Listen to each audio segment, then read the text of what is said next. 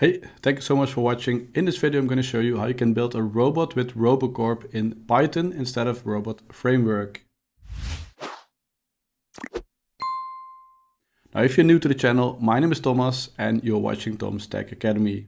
And if you don't want to miss out on my Robocorp videos, don't forget to subscribe to my channel. So in order to create a Robocorp Python robot, I'm going to assume that you already have VS Code installed with the Robocorp extension. And if that's not the case, there is another video on my channel that explains you how to install VS Code and how to install the Robocorp extension. If you already have VS Code, then go to File and go to Open Folder. And this is where we're going to select a folder. And I'm storing all my Python projects in the folder Python projects. And I'm going to create a folder just for this project that I'm going to call Robocorp Python bot. Select the folder. Now the project has been created and I'm going to press Ctrl-Shift-P. And here I'm going to select Create Robot, this one. Now this can take a few seconds and then you get the question which kind of Robocorp project you want to create. And normally you choose for either the extended Robot Framework template or you go for the standard Robot Framework template.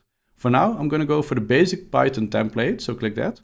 I'm going to click on Use Workspace Folder because I just created a new folder for this robot. Now you see that Robocorp creates this project and you also see that this project is kind of different than the project that you might have seen before.